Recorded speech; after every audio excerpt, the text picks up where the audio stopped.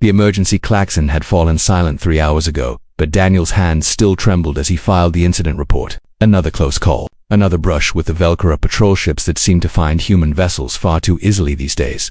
"You look terrible," came a voice from his doorway. Daniel glanced up to find Melissa leaning against the frame, her silver-white hair catching the dim corridor lights behind her. Except it wasn't just Melissa anymore. It hadn't been for 6 weeks.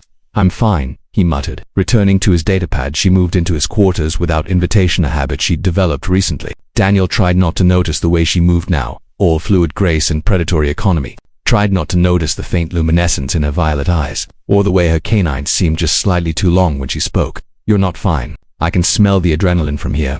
She hopped up onto his desk, right on top of his scattered reports, and sat there with her legs crossed. Something behind her twitched. Daniel's breath caught. A tail. She had a tail now, black and sleek, flicking back and forth with casual irritation. "Melissa, what sweet fang," she interrupted, grinning to show those definitely too sharp teeth. "That's what you called me, remember? 3 days after the treatment, you said it as a joke."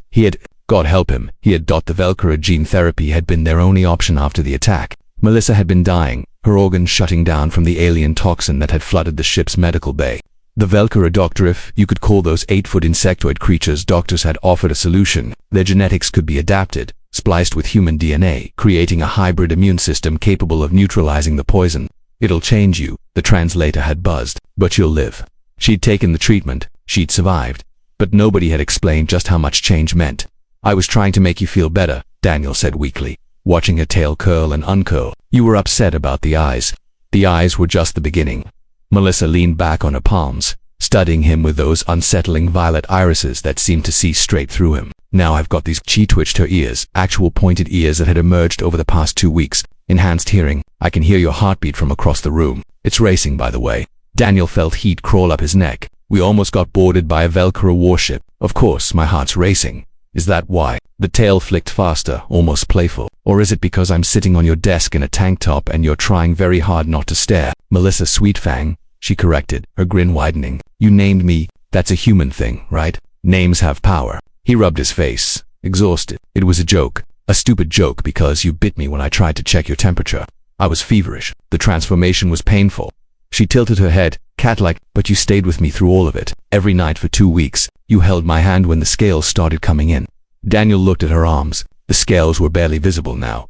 Just a faint shimmer of iridescent black along her forearms and collarbone. Beautiful, in a strange way. Alien, but beautiful. "Someone had to," he said quietly. "Captain Rodriguez could have assigned a medical officer. I wanted to be there." The words hung between them. Melissa's tail went still. "Why?" she asked, and for the first time since entering his quarters, her voice was soft, uncertain. "Human." Daniel met her eyes, those impossible violet eyes that had haunted his dreams for weeks. "Because you're my friend. Because I care about you." Because he stopped himself. Because I was terrified I was going to lose you. Melissa slid off his desk, landing with that eerie grace she now possessed. She moved closer, and Daniel could see the way her pupils dilated. The way her enhanced senses were probably cataloging every micro-expression on his face.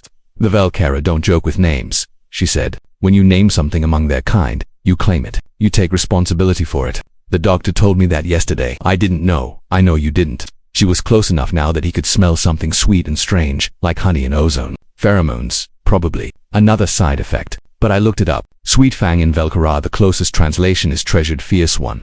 Daniel's mouth went dry. "Melissa, do you?" She interrupted. "Treasure me?" He couldn't lie. Not to those eyes. Not after everything, yes. Her smile was gentle now, almost shy despite the fangs. "Good, because the treatment did something else they didn't mention. Velcora mate for life. And when they bond." She took his hand, placing it against her chest where he could feel her heart beating in a rhythm that somehow matched his own. "When they bond, they choose. And they're chosen." "You're still human," Daniel said, though his hand remained where she'd placed it. Mostly that playful tail flick returned. "But the parts that aren't, they chose you weeks ago. Maybe even before the treatment. I just couldn't say it when I was fully human. And now I'm Sweetfang." She leaned up, her breath warm against his ear. "And Sweetfang doesn't hide what she wants." Daniel pulled back just enough to really look at her. The woman he'd known for 3 years on this vessel, transformed into something new and strange and wonderful. Still Melissa in all the ways that mattered. "The crew is going to have questions," he said. "Let them question." She grinned, fangs glinting. "I'm sitting on your desk, tail flicking, in the middle of the night. I think they've already figured it out. You're impossible." "I'm yours," she corrected. "If you want me to be." Daniel answered by kissing her, soft and careful, mindful of those new fangs. She melted into him with a contented sound that was half purr, half sigh, her tail wrapping loosely around his leg like an anchor dot when they finally broke apart. She was smiling. So, Sweet Fang, he agreed, pulling her close. My Sweet Fang. Outside, the stars wheeled past the viewport, and somewhere in the depths of space the Velkara fleet hunted. But in that moment, in that small cabin on a human vessel far from Earth, two souls had found something worth protecting, worth treasuring, worth naming.